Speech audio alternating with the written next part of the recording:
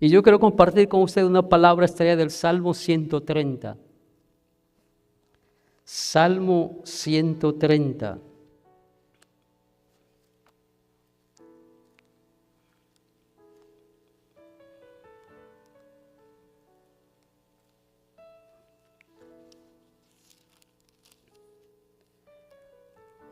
Si gusta puede ponerse de pie, si gusta puede quedarse sentado, pero de todas maneras leamos este Salmo. Y dice así: de lo profundo, oh Jehová, a ti clamo. Señor, oye mi voz. Estén atentos tus oídos a la voz de mi súplica. Ya, si mirares a los pecados, ¿quién, oh Señor, podrá mantenerse? Pero en ti hay perdón para que seas reverenciado. Esperé yo a Jehová, esperó mi alma, en su palabra he esperado.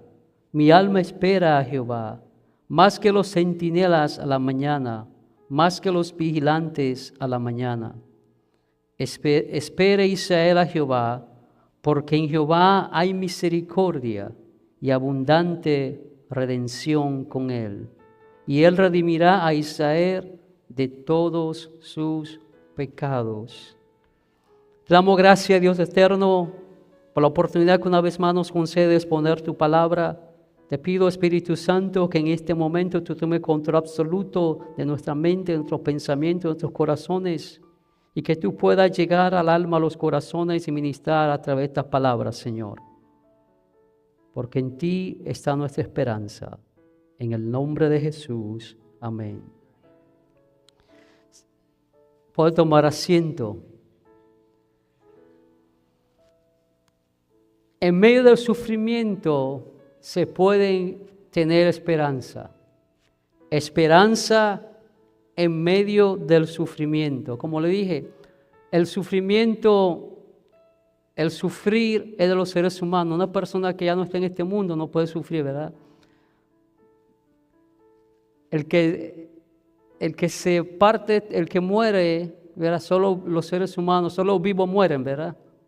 Solo los humanos sufren. Entonces, pero sí en medio del sufrimiento podemos tener y hallar esperanza. El sufrimiento no se limita a la persona que no tienen a Cristo. Muchas veces como cristianos nos cuestionamos: ¿por qué si yo sirvo al Señor? ¿Por qué si yo soy cristiano? ¿Por qué me pasan cosas negativas, cosas adversas? ¿O por qué sufrimos?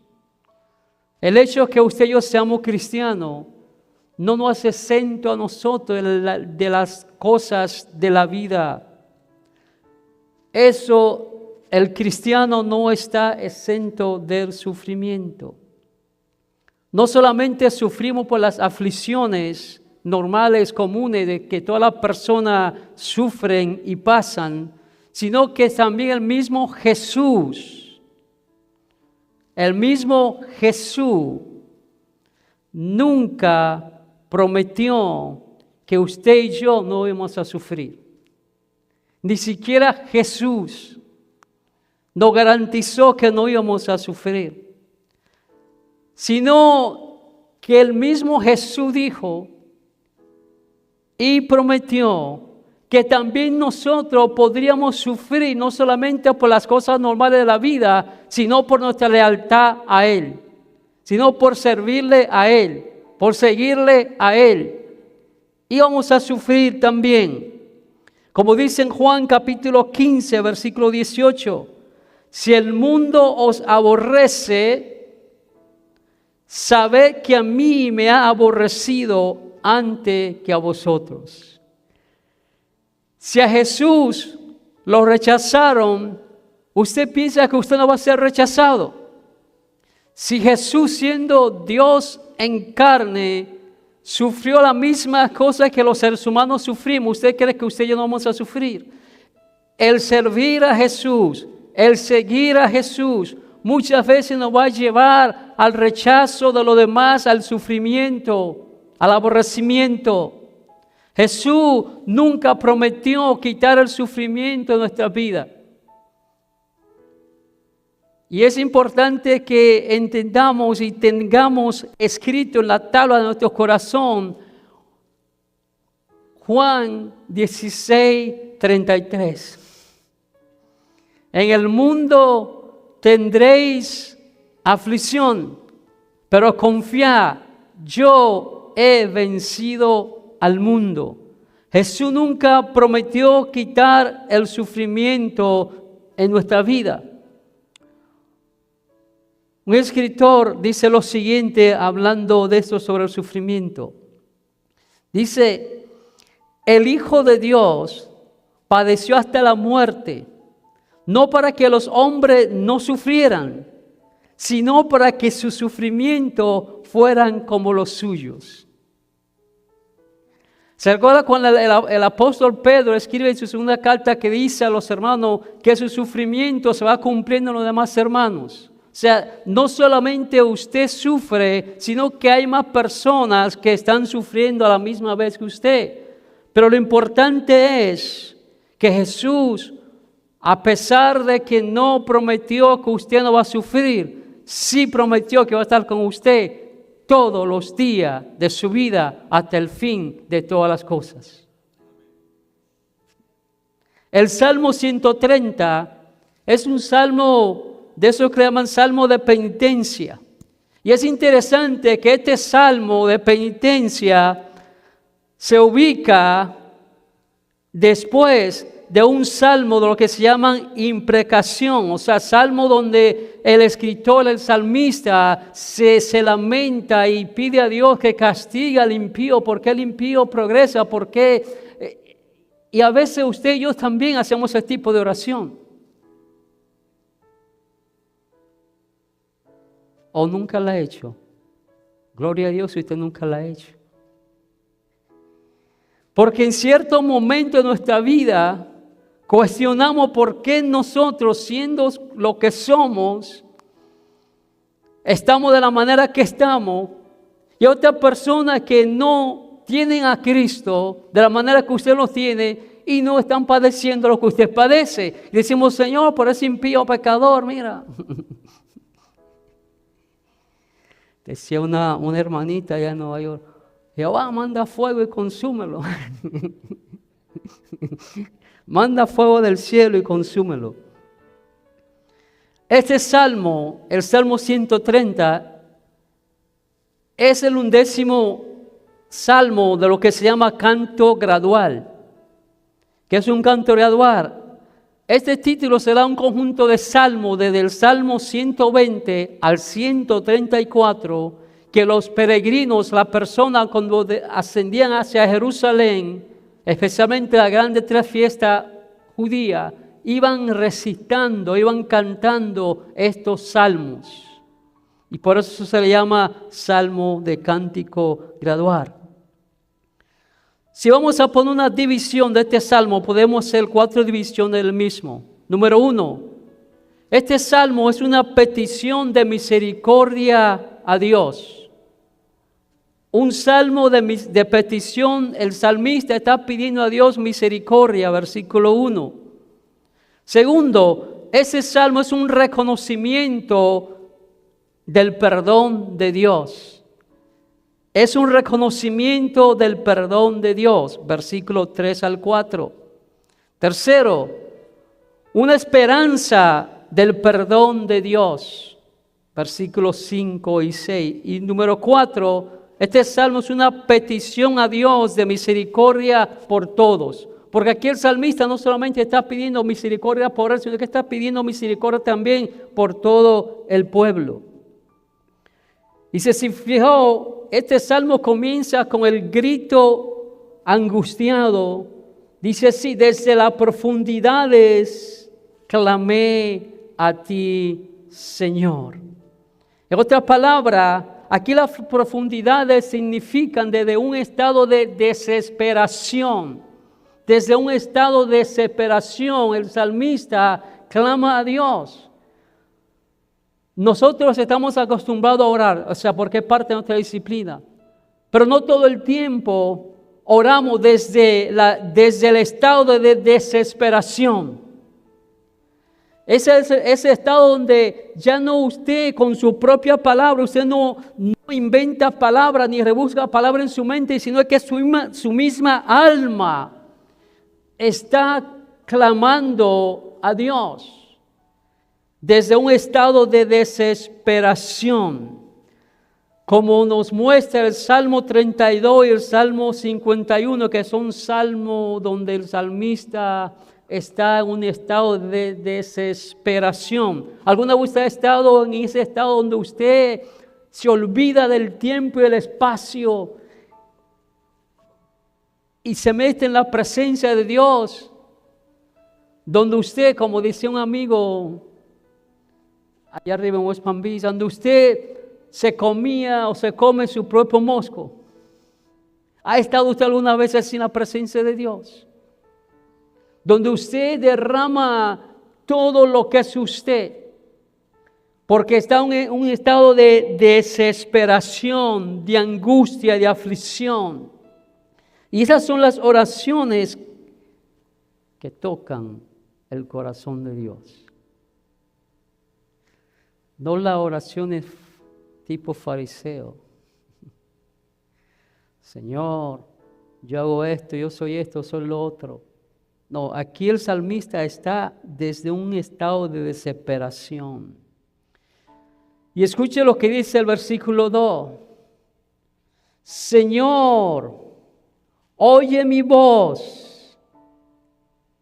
Estén atentos tus oídos a la voz. ¿De qué? De mí, no dice mi oración, mi súplica. Implica aquí una persona que está en un estado de angustia, de agonía. Por eso hay que hacer oración con súplica, con ruego, con clamor. Debemos de diversificar nuestras oraciones. No la oración rutinaria que hacemos al levantarnos. El salmista aquí no está tratando de ocultar el sufrimiento. Hay personas que, ¿verdad?, somos muy artistas.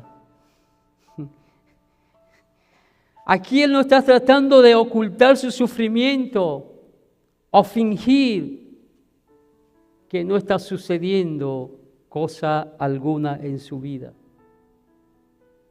Él no está escondiendo su sufrimiento o fingiendo que todo está bien. En cambio, el salmista aquí está aceptando su realidad. Mi realidad en este momento es que estoy sufriendo. Mi realidad en este momento es que tengo situaciones adversas. Mi realidad es que esto es lo que está pasando.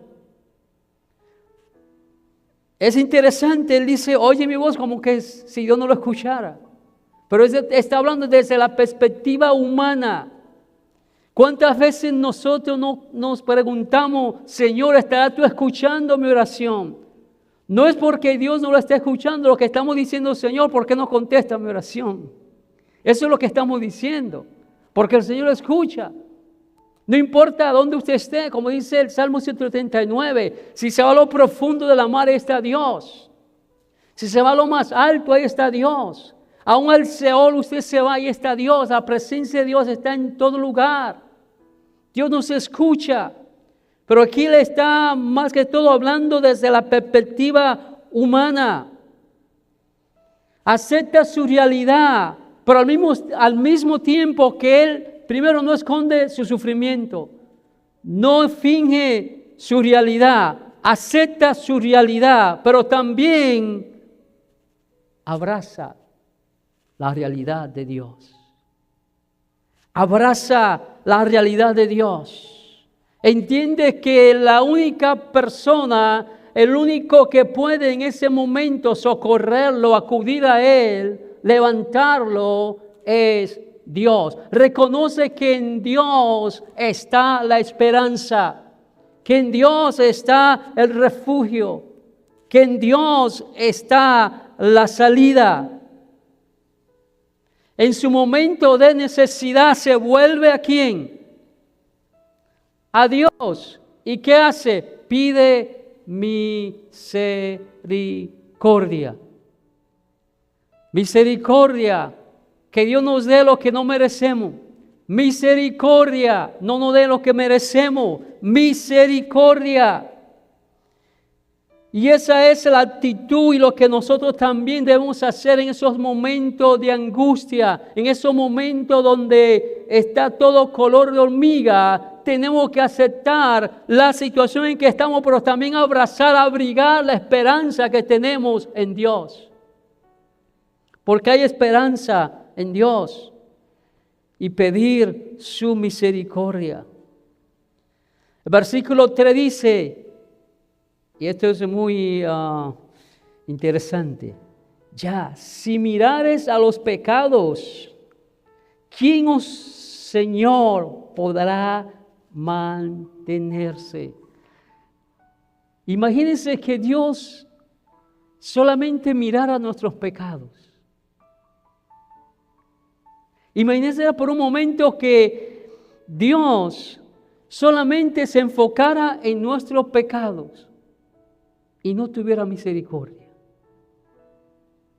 Imagínense por un momento que si Dios simplemente se enfocara en nuestras faltas, nuestro pecado,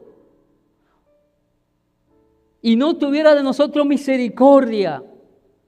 Por eso dice, ¿quién se mantendrá si tú te enfocaras en los pecados? Porque nadie puede mantenerse. Por eso es que Jeremías en el libro de Lamentación, con tanta severidad dice que si no fuese por la misericordia de Dios,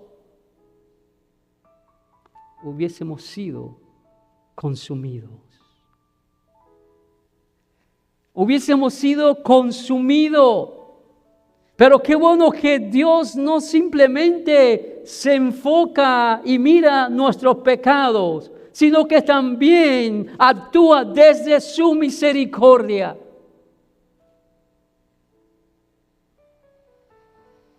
Qué bueno es tener a ese Dios que tiene, no que tiene, es que Él es misericordia. Él es misericordia. Por eso David decía, mejor es caer en el juicio de Dios y no de los hombres. Porque Dios juzga, me juzgará y el hombre no juzga con misericordia. Pero Dios sí juzga con misericordia. Sí. Dice el versículo 4, y ya vamos entrando en el mensaje. Pero en ti hay perdón, para que seas reverenciado. Alguien decía una vez que Dios no es un contable o un CPA que está anotando en el ledger tuyo todos tus pecados, para después consumirte. El salmista reconoce, y debemos también nosotros reconocer, que algunos sufrimientos que nosotros pasamos son consecuencias de nuestras malas decisiones y del pecado. Recordemos que todos somos pecadores. Todos somos pecadores, todos hemos pecado. Como dice el Romano, el apóstol Pablo, por cuanto todos pecaron, están destituidos de la gloria de Dios, ¿verdad? Si Dios decidiera no justificar a nosotros, si Dios decidiera no perdonar a nosotros, si Dios decidiera no tener misericordia de nosotros, Dios estaría justificado, porque Él no tiene por qué perdonar. Si Él decidiera, yo no voy a perdonar, no tener misericordia, Él está en su completo derecho. Estaría justificado Él en sí mismo, porque Él es justicia y Él no necesariamente tiene que perdonarnos. Él, amados hermanos, El salmista sabe algo acerca de Dios y eso es lo que yo quiero que nosotros hoy nos llevemos de este lugar. No importa lo que tú hayas hecho, no importa lo que esté haciendo, no importa lo que vaya a hacer, Dios se deleita en perdonar. Dios se deleita en perdonar. Y eso lo vemos a través de la historia de la humanidad. Mediante el sistema de sacrificio y por último, a través de la provisión del sacrificio de Jesucristo, Dios absuelve todos. Oiga eso, todos juntos los pecados de su pueblo. Dios absorbe todos juntos los pecados suyos. O sea que Jesús no solamente proveyó perdón para tu pecado pasado, sino que también lo provee para los presentes y también para los futuros. El sacrificio de Cristo no se limita al pasado, sino que sigue vigente en el presente y seguirá vigente en el futuro.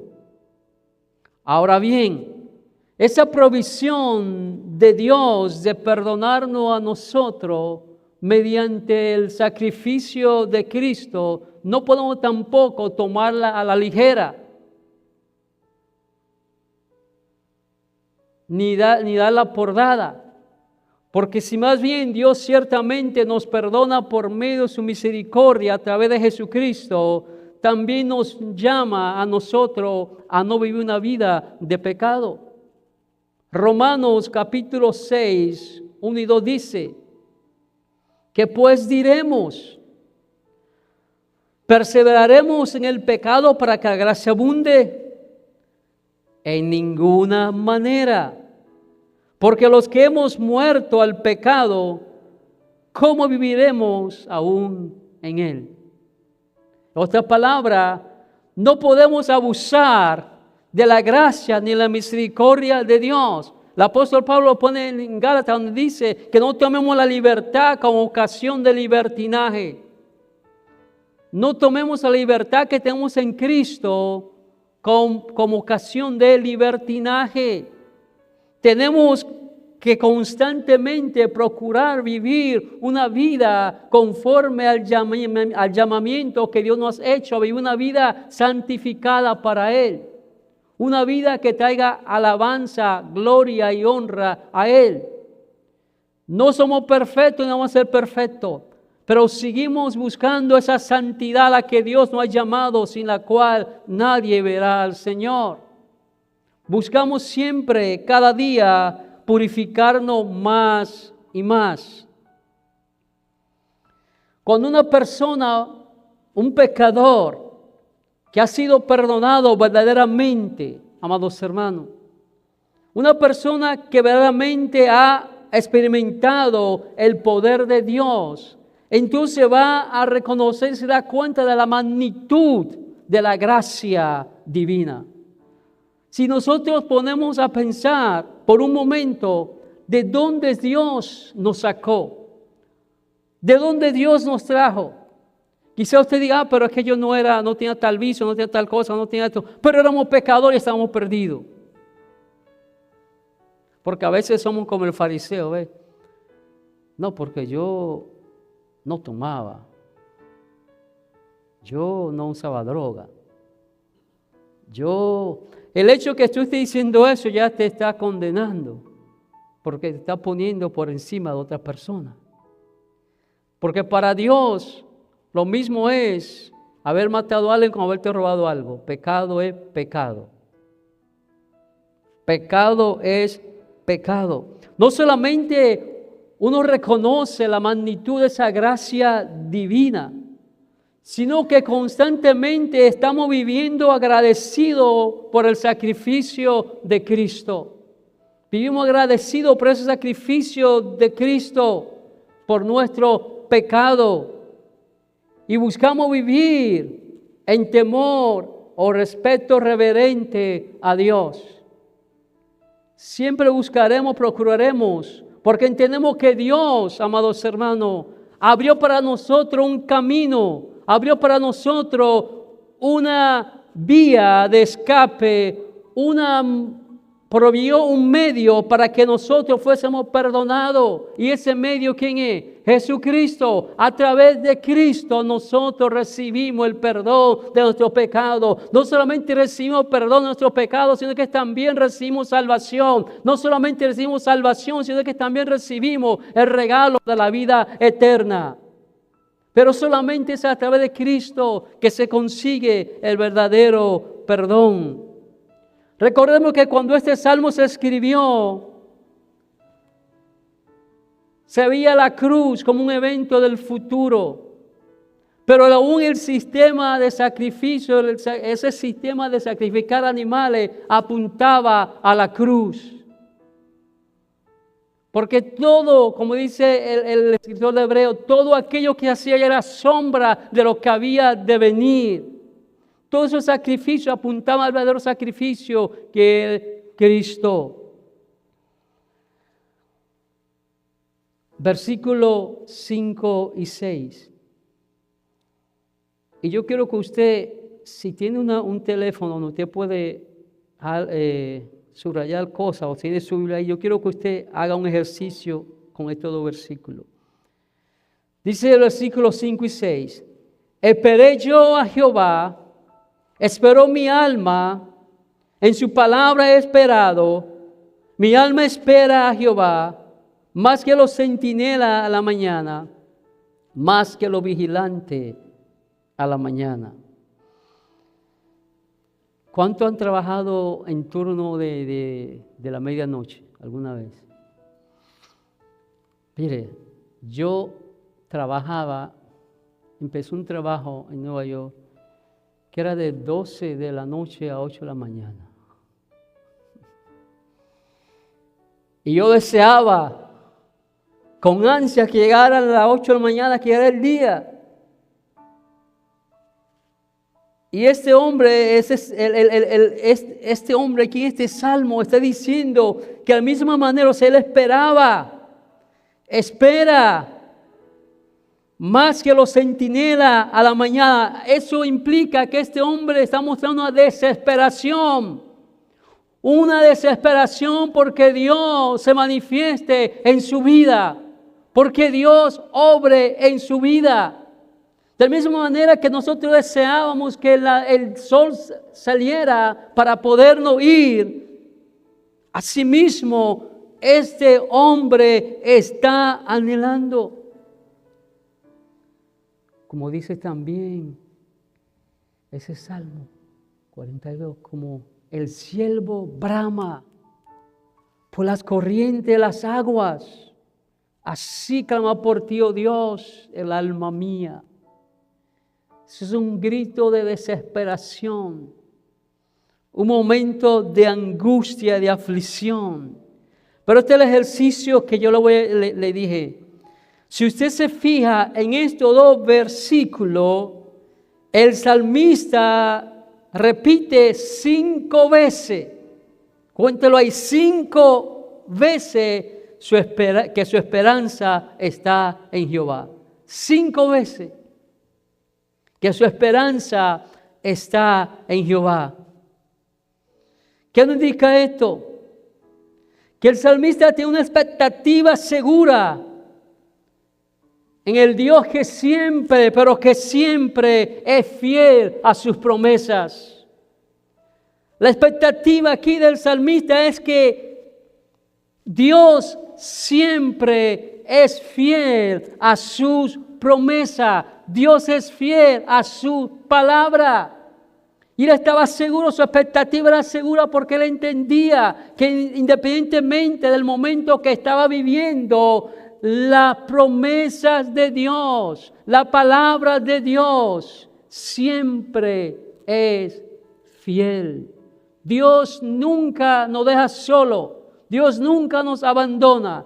Dios siempre está con nosotros. Dios siempre está en medio de la tormenta con nosotros. A veces pensamos que no, pero Él está ahí. Él siempre es fiel. A veces cuando estamos en estos momentos, así como estaba el salmista, podemos preguntarnos, Señor, ¿y ahora qué hago? ¿Qué hago, Dios mío? ¿Qué hago? ¿Qué puedo hacer? Es sencillo, amados hermanos. Es muy sencillo. El salmista aquí nos da la respuesta. ¿Qué podemos hacer? Esperar. Esperar, dice que es difícil esperar. Porque nosotros somos personas impacientes.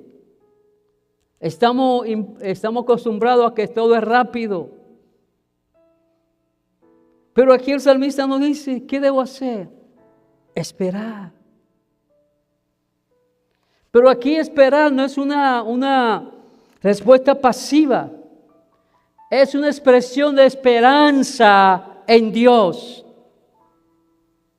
Esperamos mientras reconocemos que Dios está en control. Dios está en control. Sí, vamos a esperar, pero desde la perspectiva de que Dios está en control. Y si Él está en control, entonces las cosas estarán bien.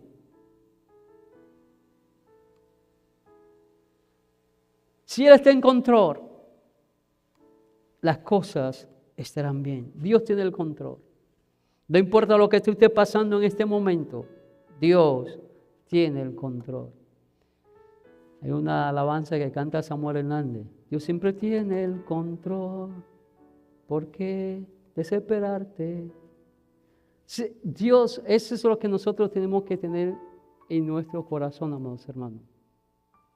Que no importa cómo se vean las cosas, Dios está en control. Dígase a usted mismo, Dios está en control. Piense por un momento en la situación que usted está viviendo. Cierre sus ojos y piense por un momento en la situación que en este momento usted está viviendo. Esa situación, la más grande que usted esté viviendo, piénsala, tráigala a su memoria. Ahora dígase usted,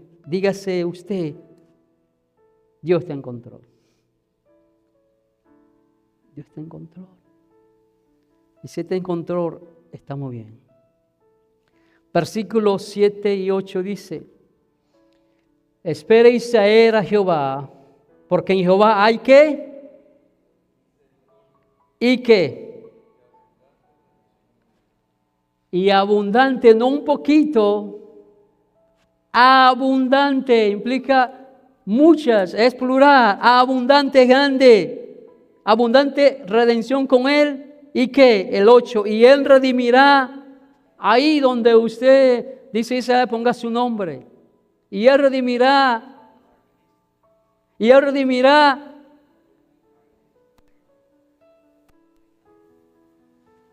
Ponga su nombre. Muchas veces tenemos que personalizar las palabras de Dios.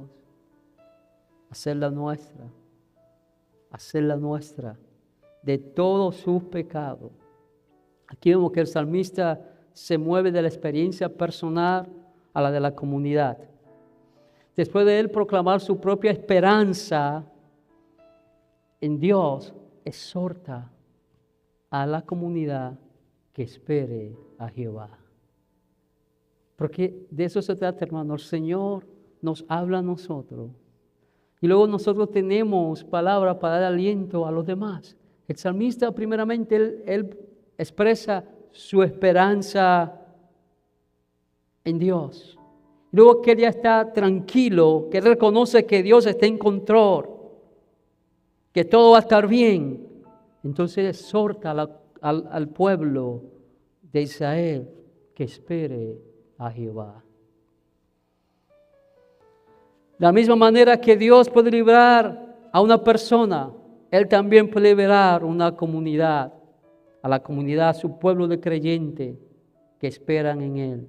Hay diferencia en esperar en Jehová y esperar a Jehová. Es mejor esperar a Jehová y no en Jehová. Escuche lo que dice el Salmo 131, versículo 3. Y ahí ponga su nombre. espera, en Jehová, desde ahora y para siempre. A veces nos desesperamos y queremos, no, es para siempre. El Antiguo Testamento, la redención del pueblo de Dios alude a cuando Dios los libró, los sacó de Egipto.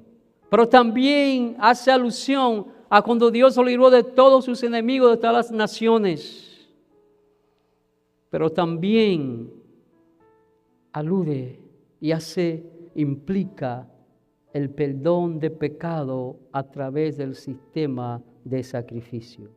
Porque por eso el pueblo cada año hacía un sacrificio para esperar la redención de Dios, algo que no era permanente, era como era el ensayo para lo que había de venir. Pero cada año el sumo sacerdote entraba al lugar santísimo para buscar el perdón y para que Dios por un año más redimiera al pueblo. La redención final de todo el pueblo de Dios viene solo con la muerte y resurrección de Cristo. Porque solamente en Cristo tenemos redención y perdón de pecado. No hay otro nombre dado a los hombres en que nosotros podamos ser salvos, sino solamente en el nombre de Jesús. Solamente en Cristo hay salvación. En Gálatas capítulo 3, versículo 13 dice: Cristo nos redimió de la maldición de la ley, hecho por nosotros maldición, porque está escrito: maldito todo el que es colgado en un madero.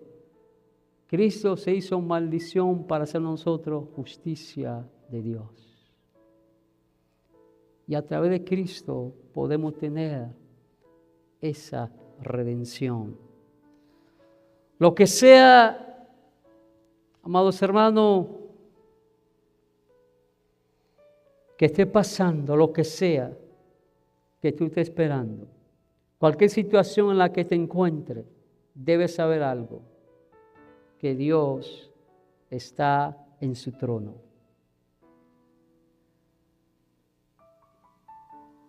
Mientras el rey estaba en su trono, la nación estaba tranquila y estaba confiada, ¿verdad? Porque el rey está en el trono.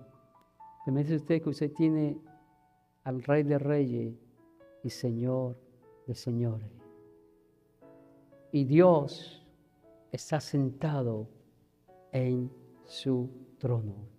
Independientemente de la situación que tú estés pasando, Dios sigue sentado en su trono.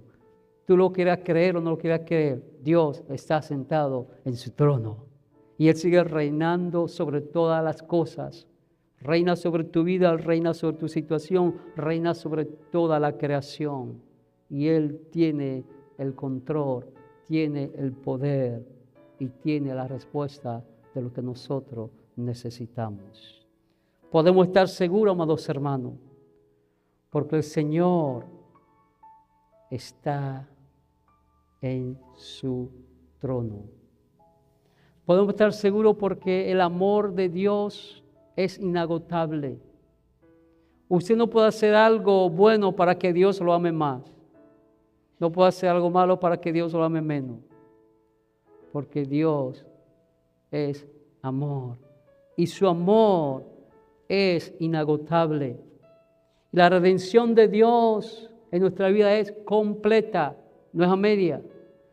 Y eso es lo interesante, que Dios no nos quita lo que nos dio. Usted le regala a alguna persona, se enoja con esa persona y dice: dame todo lo que te di, o te regalé, o usted se lo da. Pero Dios no nos quita lo que Él nos da. Nunca Dios. ¿Cuántos somos padres aquí? Usted deja de amar a su hijo por algo malo que hizo. Puede que no tenga comunión con Él, una buena comunión con Él, pero sigue siendo su hijo y usted lo sigue amando, ¿verdad? Así mismo Dios. Dios amados hermanos, nos ama porque su amor es inagotable. Y en Él está la completa redención. El Salmo, para concluir, el Salmo 130 es una invocación a Dios desde el sufrimiento humano. Desde el sufrimiento humano, desde ese sufrimiento el salmista invoca a Dios. El salmista espera que Dios lo escuche, que Dios le responda. El salmista está confiando en que Dios no solamente lo escucha, sino que va a responder. Responderá su grito, responderá su clamor. La misma manera que Dios escuchó al salmista, que Dios escucha a otro, también te escucha a ti. De la misma manera que Dios escuchó a David, a los grandes hombres de la Biblia que nosotros leemos, estudiamos de ellos, hablamos de ellos, de la misma manera también Dios te escucha a ti. Dios nos escucha. Dios no está distante de nosotros. No fue que Él nos creó y nos puso aquí, nos salvó y ya nos dejó aquí. No, Dios está envuelto en cada una de las cosas de nuestra vida, día a día. Él está a favor nuestro. A veces, amados hermanos, necesitamos pasar por tiempos sombríos, tiempos de desesperación, de angustia, para que Dios sacuda la fe en las cosas vanas que nosotros ponemos, ¿verdad? A veces tenemos que llegar ¿se acuerda el hijo pródigo? Que para mí, nosotros decimos el hijo pródigo, pero no era el pródigo. Para mí el pródigo fue el que se quedó en la casa. El pródigo fue el que se quedó en la casa. Pero nosotros decimos el hijo pródigo. Tuvo que llegar al fondo para entonces reconocer. O sea, nosotros muchas veces Dios tiene que, como decía una persona, que Dios tiene que quitarnos la alfombrita para que nosotros entonces nos demos cuenta que nuestra fe debe estar puesta ¿dónde? Sea que usted espere, como dice el Salmo 129, desde la ira para que Dios juzgue a los malos, sea que esté desde la ansiedad o la emoción o la angustia. Amados hermanos, pedimos que Dios dé crecimiento a las raíces de nuestra fe, que nuestra fe crezca profundamente en esa naturaleza de Dios y en todas sus promesas. Pongamos nuestra fe, pongamos nuestra esperanza en Dios. Se puede hallar, encontrar, tener esperanza en medio del sufrimiento. Esa alabanza, paz en la tormenta. Usted puede tener paz en la tormenta. Cuando usted pone los ojos en Dios, cuando usted espera en Dios, cuando usted confía en Dios, cuando usted entiende que Dios encontró, que Dios está sentado en el trono, que Dios es el Rey y Él es nuestro Padre. No importa la circunstancia, amados hermanos. Nosotros, el hermano Camilo hace 2 domingos atrás predicó sobre los desiertos. Tengamos claro esto, como también dice el apóstol Santiago, hermanos míos, tened por sumo gozo cuando os hallé en diversas, no dicen una, como dice, diversas pruebas, porque la prueba de nuestra fe produce, y la paciencia, esperanza. Y la esperanza no avergüenza. Las pruebas son nuestra plataforma para llegar a un conocimiento más claro de Dios. Recordemos que se puede tener esperanza en el sufrimiento. Estemos de pies.